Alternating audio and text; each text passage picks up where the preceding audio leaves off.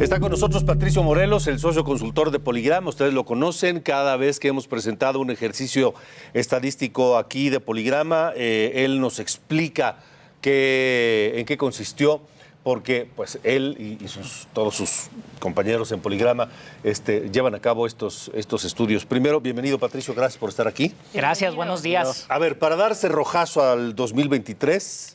porque ya estamos de lleno en el 2024, ¿qué te dejan los resultados, los preps que se conocen hasta este momento, prácticamente ya cerradas las elecciones de Coahuila y Estado de México, y comparado con lo que publicó Poligrama? Una para cada quien. Te comentaría que en el caso del Estado de México nos fue muy bien. Fuimos de las mejores encuestadoras, las que decíamos va a estar un tanto cerrada. Y bueno, la rompeencuestas fue Coahuila, ¿no? Que a pesar de que dimos un amplio margen para Manolo Jiménez, pues superó todas las expectativas. No hubo ninguna que le diera de todas eso, las encuestadoras. Ventaja, ¿no? Sí. Nunca llegó a esa punta. Que a ver, la encuesta no mide la operación política, esa es otra historia. Sí. Pero entonces, ¿te deja satisfecho este ejercicio 2023? Sí, sobre todo el reto del Estado de México, ¿no? La complejidad que representaba y que, reafirmo, nos fue bastante bien. Sí, porque finalmente los números de Poligrama eran 11 puntos. 11 puntos, cierre en 8, el margen de error del 3%, entonces nos da bastante bien. Ok, de acuerdo. Entonces ahí está Poligrama entre las encuestadoras más acertadas de este ejercicio 2023. Entramos de lleno al 2024.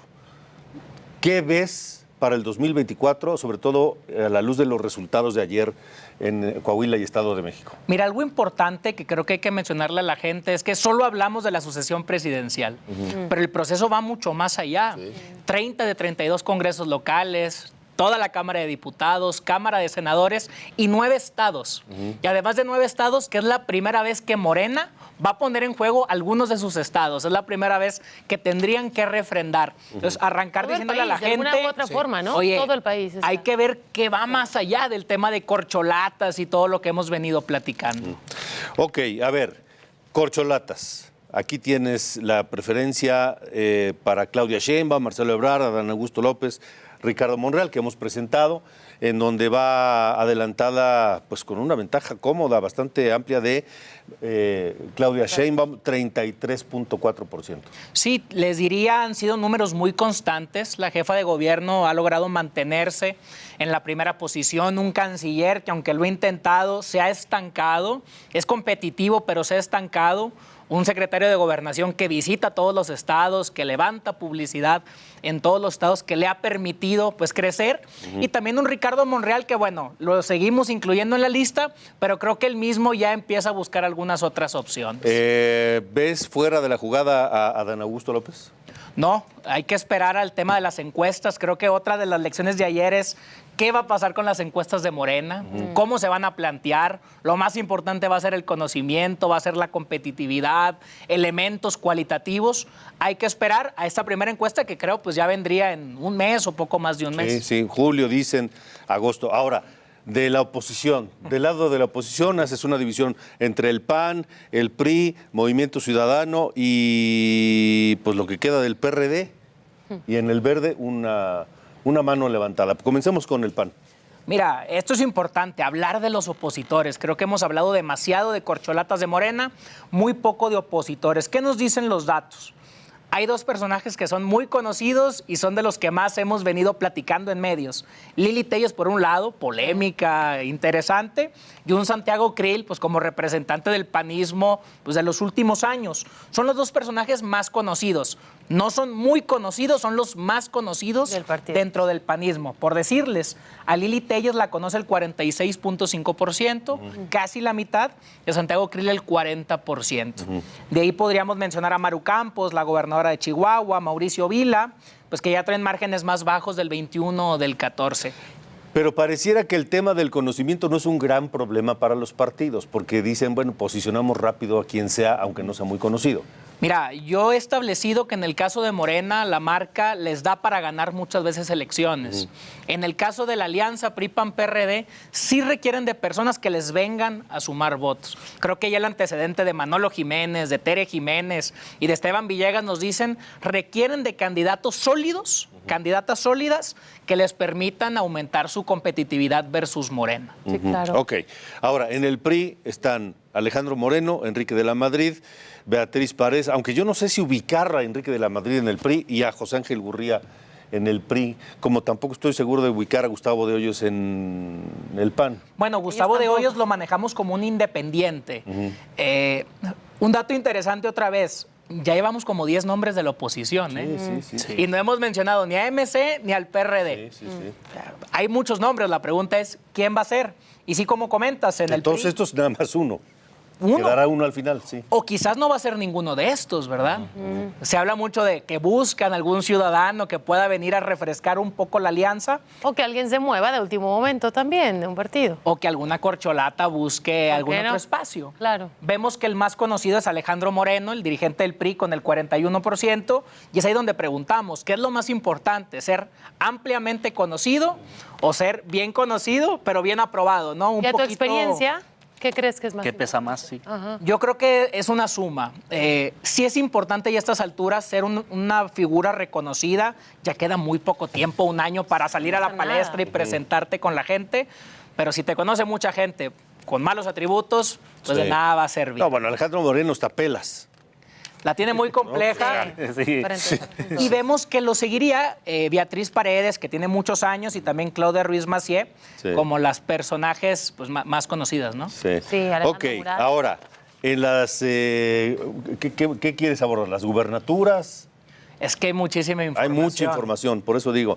Y la vamos a ir desmenuzando, estamos a un año. Pero bueno, hablemos del Congreso, ¿te parece? Sí.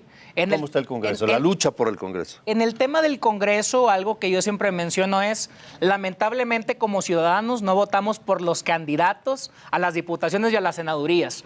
Es muchas veces un voto partidista y por eso hay que regresar a entender cómo están las marcas. La solidez aparente de Morena y la no solidez también aparente de la Alianza, ¿no? Y un MC que es un tanto extraño, ¿no? Un día es muy fuerte, otro día no es tan fuerte. En temas de Congreso, las marcas van a ser fundamentales, los candidatos presidenciales van a ser muy importantes y bueno, van a ser los 300 distritos para renovar los 500 espacios y también las 128 senadurías. Porque no necesariamente el presidente ha dicho que quiere ganar todo, ¿no? La presidencia y la mayoría en el Congreso, pero eso no es fácil que ocurra. No, no es fácil. Desde Ernesto Zedillo, un Es casi presidente imposible, no pues. tenía mayoría desde el 97 hasta 2018 con López Obrador. Entonces, Pero tampoco tenía la mayoría suficiente, ¿no? No, y es ahí donde importa mucho el Partido Verde, el Partido del Trabajo, el PES en su momento y estos partidos aliados, ¿no? ¿Ves al PRD? ¿Cómo lo ves el año que entra? Pues mira, el tema del PRD es que se ha convertido en un partido que busca la supervivencia. Sí. El 3% que te permite tener presupuesto, bueno, primero existir. Existir, claro. Después tener presupuesto y también acceder a plurinominales. Sí, claro. Y justo iba también yo a preguntar, ¿a qué atribuyes que en los últimos años Morena pues ha arrasado? Tiene ya más de 20 entidades gobernando. ¿Cómo calificas este fenómeno o a qué responde? Sí, son ya desde los resultados de ayer 23 gubernaturas, si le sumamos San Luis y Morelos con el Verde y el PES, ¿no? Sí. A ver, hay que atribuirlo directamente a la aprobación de López Obrador, ¿no? Y aquí va más allá de si nos gusta o no nos gusta, el presidente, y creo que es un promedio generalizado de todas las encuestadoras, trae entre un 58 a un 65%. Pero López Obrador no estará en la boleta del año próximo, aunque sí va a estar en la campaña. Incluso yo creo que el gran reto es el día después de López Obrador. Sabemos que va a influir mucho en este proceso, pero ya se va. ¿A dónde? Habrá que preguntárselo. Pero ya se va. Ahora sí el reto de Morena va a ser, ¿van a lograr subsistir con ese poderío? Sí, claro, ¿Se seguir van a en el poder. institucionalizar sin Claro. López Obrador? Porque él dice que va a Que se desaparecer va, de sí, la que se va. política. Yo lo dudo. Yo también Yo lo dudo, porque pero, se va al rancho. pero eso es lo que él dice, ¿no? Que él se va a retirar y que ya no va a participar en política. Pues eso dice él, eso han dicho muchos expresidentes también de este país. Y bueno, y vemos a un Vicente Fox todavía participando, a un Es el Felipe deseo Calderón de muchos participando. expresidentes, ¿no? Seguir teniendo el poder desde A otro ver, espacio. Patricio, ¿qué hay de las gubernaturas? Algunas que tiene Morena y que las buscará refrendar, como la Ciudad de México, la Jefatura de Gobierno, Chiapas, Puebla, Tabasco parece un día de campo, Veracruz. Sí, son 9 gubernaturas. Con los datos al día de hoy, Morena aventaja en 8 de estas 9.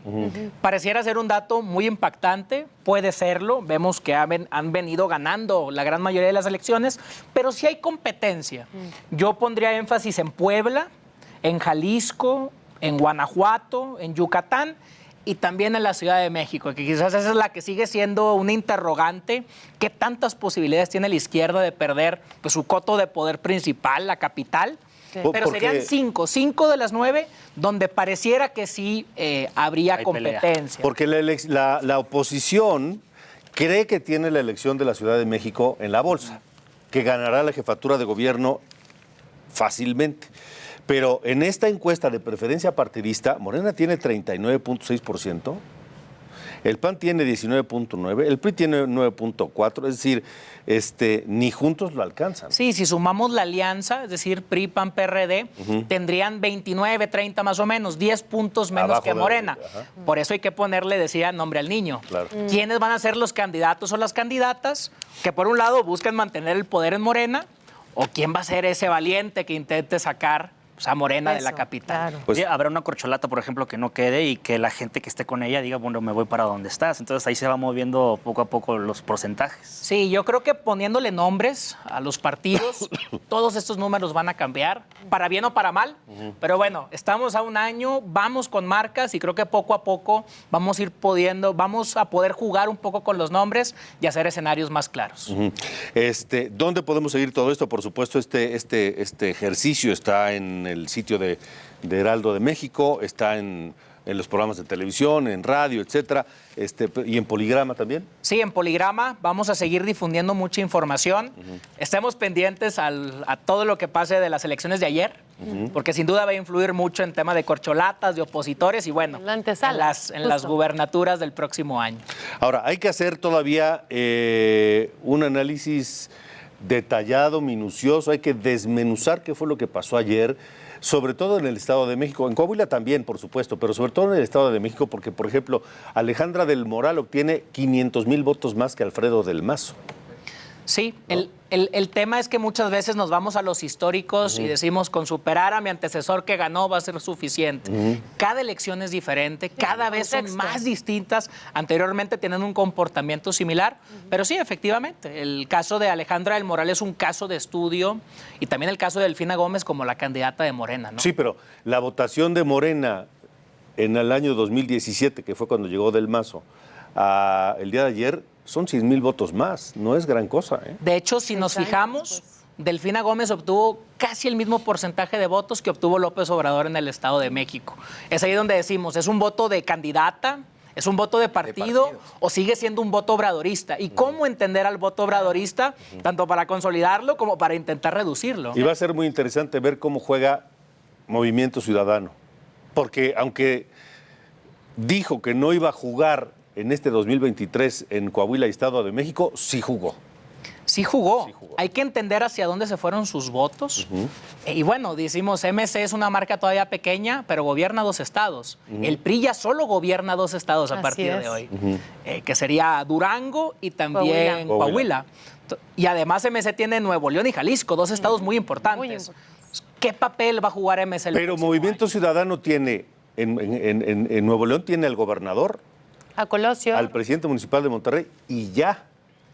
Un par de municipios más. Pero vamos, sabemos que son marginales. Y quizás en Jalisco es donde sí tienen una presencia. Allá tiene mayor presencia, tiene varios municipios de la zona metropolitana, tiene la gubernatura, tiene buena presencia en el Congreso, ahí tiene más fuerza Movimiento Ciudadano, pero sigue siendo un partido regional. Sí, regional, de figuras polémicas. Pero bueno, hay que seguirlo estudiando en estos días. Vamos a ver. Patricio Morelos, gracias. Gracias.